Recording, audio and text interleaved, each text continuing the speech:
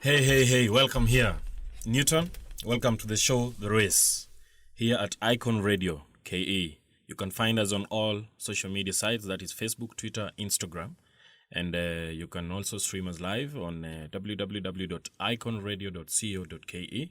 Tune in and let us get you there. In studio, I have my guest today, Ruth Ambogo. Thank you so much. She's a youth expert in matters of policy, governance, and politics as well. And she's here today just to look at the bigger picture of politics in our country. Yes. Welcome so much, Ruth. Thank you so much. Now, Ruth, from where we stand as young people, Yes. I have seen from your social media, from your activities all around, you have been so active and you look so blessed. Mm-hmm. Tell us, what is the secret, Ruth? What is the secret? Wow. I think the secret is for the young people, especially the young people who would want to succeed in the political field. The secret is, number one, to just know what is your calling in life, to identify your calling in life. That even when you're in politics, it is not just a matter of, politicking and taking, sides, or saying that, I'm in NASA, I'm in ODM, I'm in Tanga and following the wave. Before you jump into the bigger wave, who are you as a person? What are you passionate about? What are you, what do you stand for, And you cannot, for young people, you don't necessarily have to champion everything. You can pick one or two or three issues that affect society today, that affect young people like you today, and pursue them in terms of, trying to address them, trying to advocate for them, trying to look out for solutions around those areas. So I think for me, my journey towards leadership began with a passion for education, because I was coming from a very humble background, not even, able to afford school fees at a high school level, and even, all the way from primary school to high school to university. It was always struggles, and through university, I was able to get a scholarship. So I think the passion for education is what I started championing for, and it gave me a name and identity. And along the way now, I started associating myself with other causes and issues, and before I know it, consistently doing what I do, consistently persisting at it, being available at forums and functions, being visible, being known, being in the spaces where young people are articulating issues, and just, growing and improving on yourself on a day-to-day basis will get you to where you want to be regardless of your age. Wow, that is very beautiful, Ruth. Now, I've just listened to you, and you've mentioned about passion and a calling. How does a young man who wants to venture into politics realize that calling that you're talking about? Right? I think what a young person needs to do is observe their environment. Your environment will inform the decisions that you make. Your environment will inform basically everything about you, Your environment will inform so many things around you and about you that will lead you towards identifying what your call is, which is, let's say, for example, you come from where I come from, which is Vihiga County. One of the things as a young person that you will definitely pick up is that a majority of young people in Vihiga are jobless, despite having papers, are jobless. So maybe that unemployment could be the thing that you pick out, and you ask yourself, as a young person, how can I partner with fellow young people to be able to resolve the question of unemployment, And then now you begin thinking of creative solutions to resolve the problem without necessarily even having a lot of money, and just coming up with solutions to these problems. And before you know it, you are where you ought to be. Ruth, you have just mentioned about unemployment. Right now, we are in a state of elections in our country, and we are seeing all political leaders coming up and talking about their manifesto and all that. We have the Oka team who are talking about Uchumi Bora. We have the other side, we have the deputy president with his UDA party. He's talking about bottom-up economy. We have on the other end, the other side, Raila Odinga under the ODM party. He's talking about the 6,000 welfare kitty that he's going to give people. As from where you stand, Ruth, I would like us to just have that candid discussion on this, because as young people, we are really struggling. And from these struggles that we are having, are these manifestos that the agenda, the strategy that our leaders are giving us going to help us solve them? I think when we say, are these strategies going to help us, we would have to basically analyze each of those strategies individually. and ask ourselves the question. The ultimate answer to that question would be that after having analyzed each of them and relating it to the present day problems that we face as a country, which of those manifestos will ultimately make sense and is practical and is doable. And that is where now maybe we could start venturing into, for instance, like let's say Uchumi Bora that you started with. Yes. NC's Uchumi Bora, what is their promise? They're saying that they want a better economy, that they are anchoring their ambitions on the fact that the country's economy has been doing badly. However, I mean, even as they say the country's economy has been on the down low, one thing that they need to acknowledge is the fact that even as it is on the down low, I mean, most of the countries are presently facing economic harsh, strong and harsh economic conditions. Very, very so true. When they talk about the Uchumi Bora, I understand that for them, their biggest way of coming up with a better economy is to eliminate corruption. That's what they're talking about. For them, their main focus is on eliminating corruption. But my question becomes that, I mean, you could eliminate corruption, but after having eliminated corruption, how does that translate into, let's say, the lives of young people improving? How does it translate to the lives of young people improving? You don't just end at eliminating corruption. And I think young people might find it very difficult to relate to the Uchumi Bora movement because it is just telling us that we are going to eliminate corruption, and neither is it telling us, it doesn't tell us anything about the youth. Or maybe I have not interacted with it so much, or maybe as they are pushing it, they don't seem to be very interested in talking about what they plan to do for the youth. Because what they are focusing on and the message they're passing across is that for them, it's all about corruption, eliminating corruption. And as you talk about corruption, we have seen in the recent weeks, we have seen political figures in this country, and specifically the Anway Guru from Kirinyaga County. She moved to UDA, and then the next day, few days, she was arrested with the operatives of the government. Will it sound that the fight against corruption is lost at that particular point? It would actually not serve to say that the fight against corruption is lost. If anything, it would serve to say that the fight against corruption is enhanced.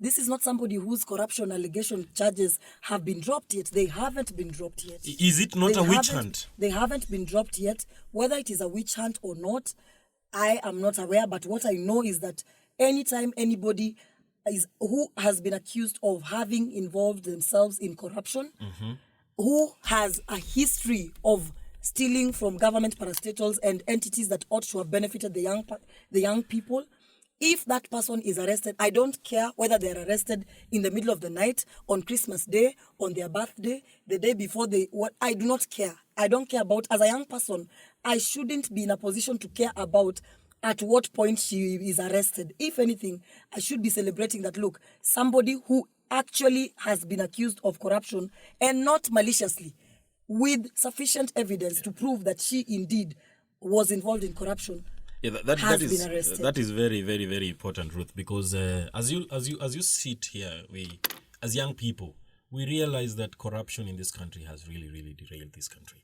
And from the pandemics that we have experienced for the last 2 years, things have been tough for everyone in the employment sector, in the government sector, and everywhere business is hard. But again, I bring you back to this discussion of the bottom-up economy.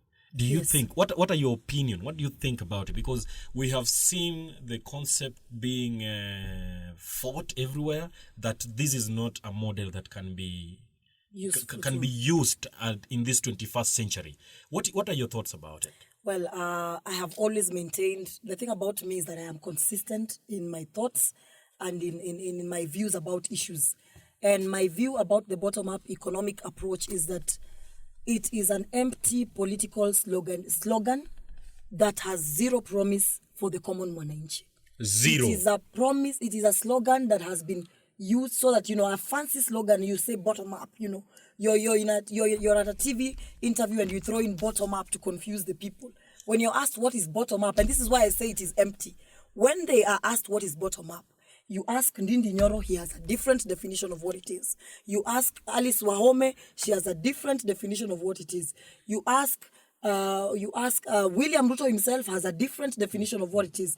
And that lack of consistency, that lack of a common message tells you it is a slogan that is being used as, a fancy statement that is being floated around that everybody can move along with without making any particular promises. Because now, You have not made any promises. So when you get to power, you can do whatever you want because, after all, you never promised people anything in particular.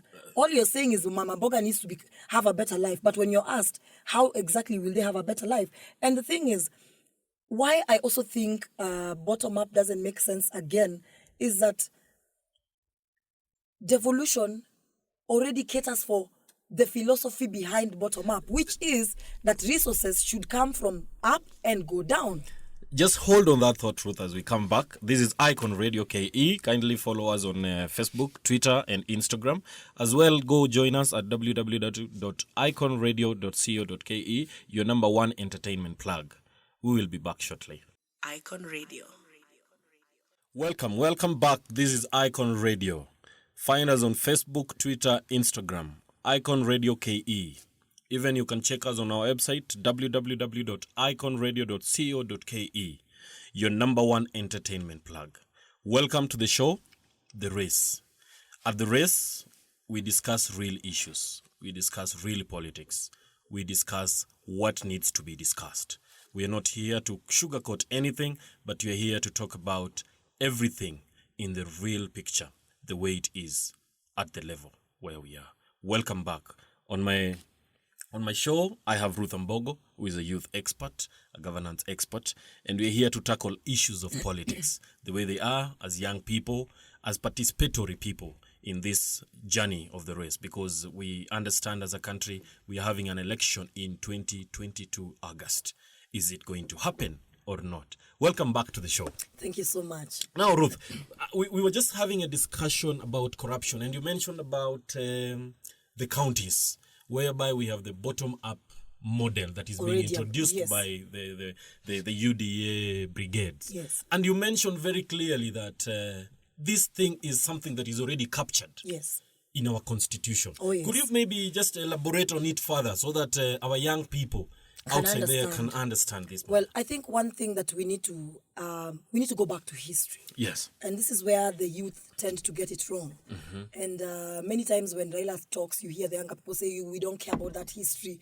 But history informs the future. Mm-hmm. And our Kenyan history, when it came to governance, our Kenyan governance system was structured in such a way that we had a central government that was controlling how resources would flow from the top part of government, from treasury itself to the lower levels of administration. And what that did, the executive had too much power and control over the legislature and other arms of government. Legislature and the judiciary. Yes. In what sense? In the sense that, for instance, I'll just give you a classic example, that people had to be in good books with the president before development goes to your region. Very true. You had to be in good books. And being in good books a lot of times would mean that, let's say, a certain legislation is going to parliament. That might not be necessarily for the benefit of the mwananchi, but a select few. Mm-hmm. You as a person whose role and function is to defend the poor, defend the defenseless, and basically stand up for the rights of Kenya as an elected leader. If you took a different stance from what the president wanted you to take, my friend, the road that you were promised would never see the day of light. The hospitals you wanted, you'd never get them because money would come from the top down. Yes. Now when William Ruto comes and says, we're talking about bottom up, yes. Basically empower Mama Mboga to be able to rise up. Mm-hmm. But you see, for you to empower that Mama Mboga, you have to get the money from the top. The resources have to come from the top. They have to come from the top, and then they get to the bottom. They're disseminated. And when Ruto says bottom up, there's no way this Mama Mboga will start contributing towards taxes if she's not empowered. Very true. So the empowerment first comes from up, down, then now she is able to contribute to taxes. Yes. And that's the difference between the model that Raila Odinga is pushing and that William Ruto is pushing.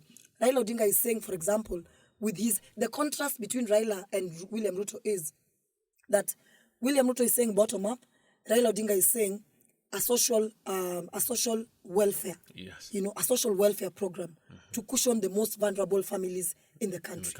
So now, according to Ruto, he is saying he is pro-empowerment versus handouts. He has tagged the Raila solution as a handout program. Mm-hmm.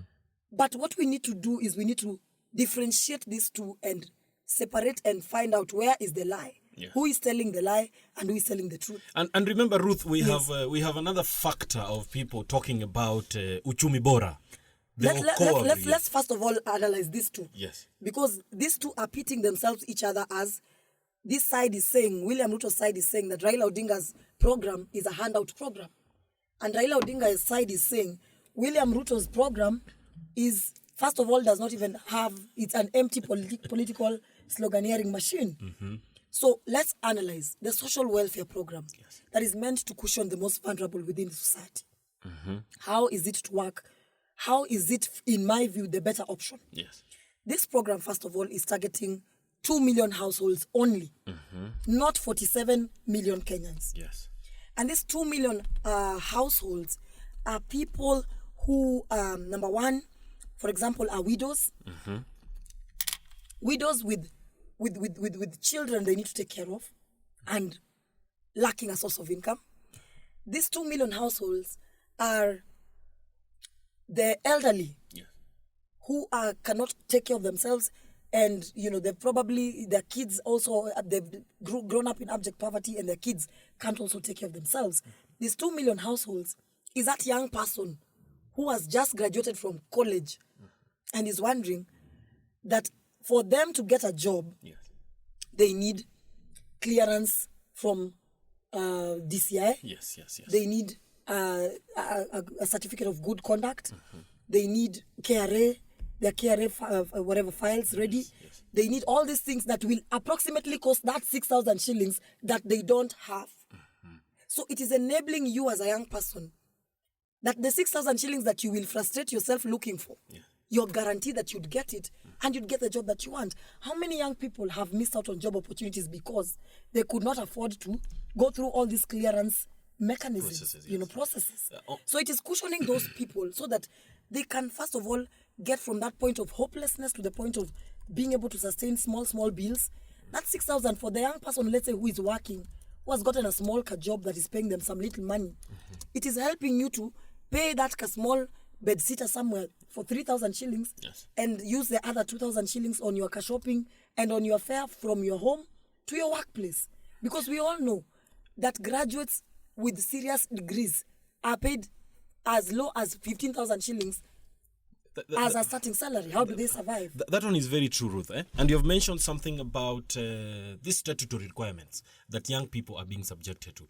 And I recall sometime last year, they nominated Member of Parliament Gideon Keter. Yes. He managed to bring up a bill that was to propose the quashing of all those requirements, because at the moment young people are really struggling to raise that cash to raise those. But we hope that our Kenyan Parliament is going to consider that. Actually, I think you did not follow up to the conclusion. The bill was taken to Parliament, and on the day of voting, guess what? Members of Parliament voted against it. And this happened 2 months ago. It happened 2 months ago. Yes. Even if you talk to Gideon, he's a mutual friend to both of us. Yes. We started together in the youth leadership space. Yes. And we are happy with the work that he's doing. Talk to him and ask him. He will tell you the bill went to Parliament and members of Parliament shot it down.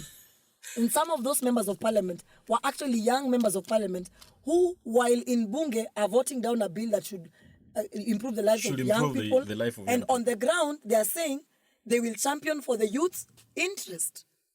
What to do? Thank you very much. As you hear, we are tuned into the race. Here we are discussing real issues, real factors on politics and leadership. And as Dr. Maxwell said, everything rises and falls on leadership. And as young people, we need to come up and defend our spaces. And again, I come back to you, Ruth. We are in an electioneering period, and we can see all types and forms of slogans.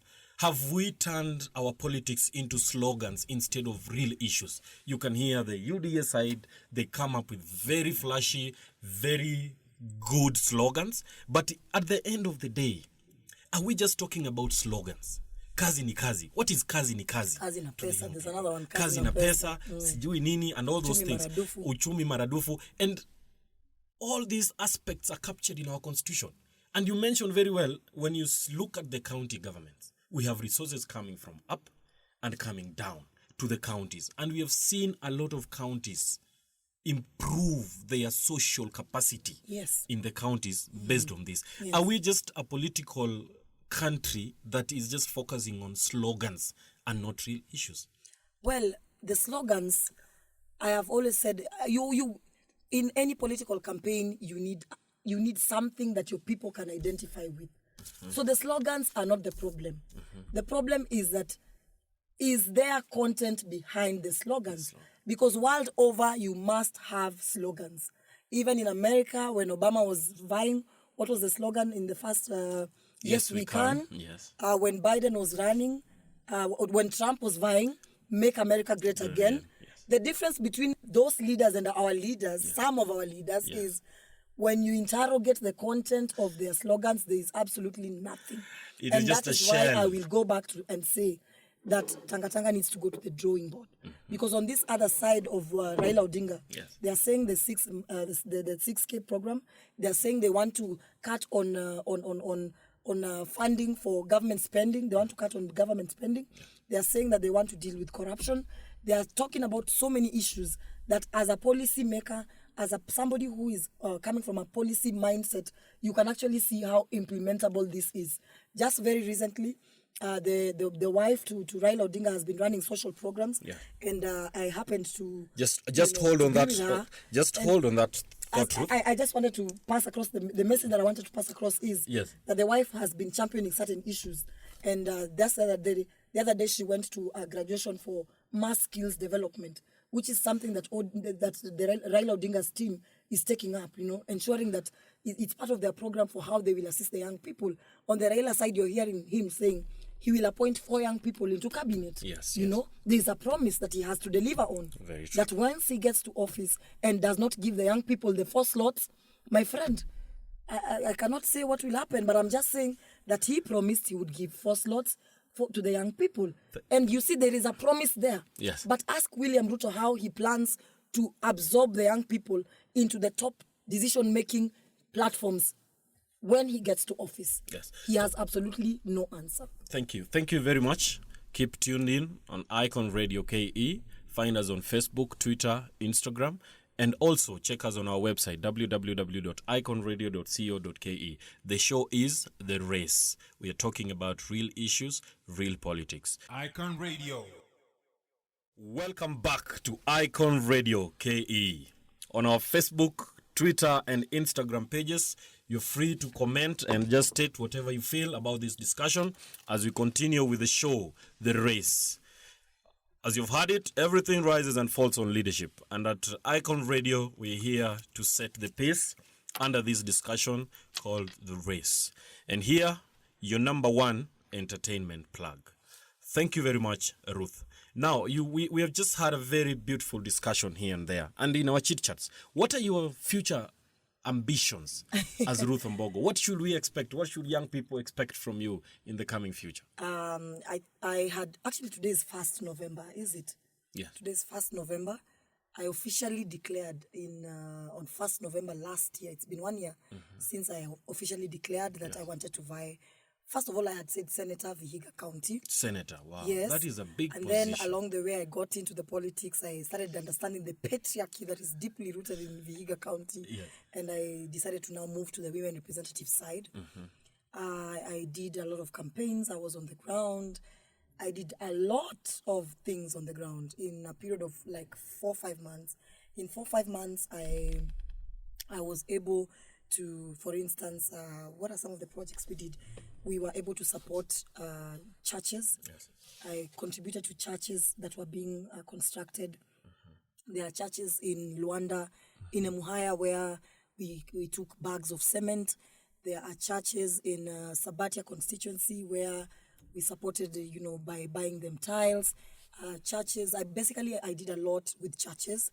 When it comes to schools, education, I supported schools during KCP and KCSE.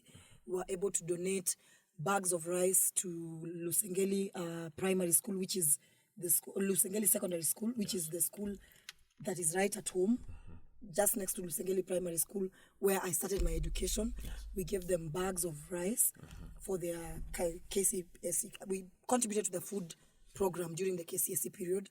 We gave bags of rice to Mbale Primary School. Wow. We gave bags of rice to, I think, another high school. My team was on the ground. When it comes to education again, I think we must have also, I contributed towards a lot of young people's, university education requests. Many requests would come in, Mheshimiwa, I'm a student at this university. I just need, your support, and you'd throw in a 1,000 bob, a 2K, a 5K. So I contributed towards some of these, education programs that people are sending my way. Motivational talks in schools, over and above just giving something that is solid. You going to motivate these students is something totally different on its own. I gave a talk at Lusengeli Secondary School. I've done so. I did so much. You have achieved a lot of things with your and that was in 4 months. Yeah. Wow. With women, in 6 months' time, and then they don't deliver. We were able to support sporting activities. There were teams that I would pay for their fare when they are going for games. Wow. There are teams I would give sodas to when they are going for games. Football, I had started getting into, trying to get a football, whatever.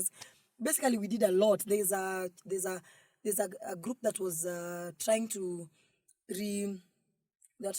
remodel a local well for water. I contributed towards their construction with bags of cement. Wow. So basically, I think when it comes to mentorship, I was mentoring young people. I still do. I've picked up a lot of mentees from Vihiga County. Yes. What did we not do? Funerals, we contributed. So in short, Ruth, you're telling our listeners that I acted as a woman rep for 5 months until God opened doors for me. In 2022. And actually, God opened doors. I have to mention this, that God opened doors.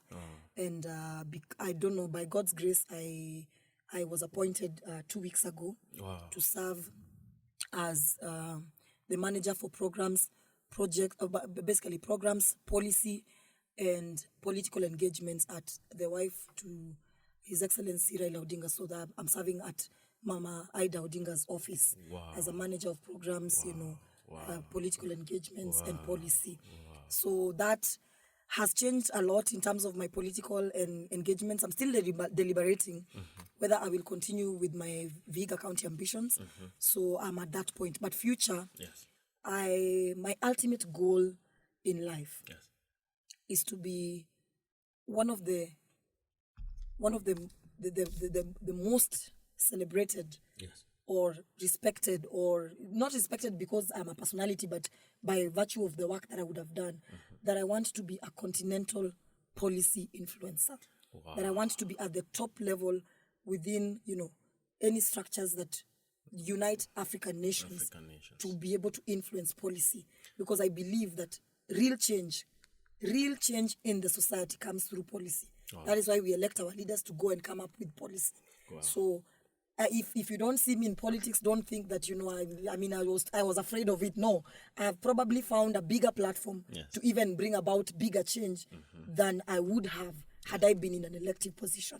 Like where I am right now with Mama, to be honest, is a bigger platform to bring about bigger change, especially on policy issues, than I would have brought change as an elected woman representative. Wow, thank you. Thank you very much, Ruth. The future is bright. Maybe I will go back and vie for governor, Maybe. Young people outside there should take these opportunities.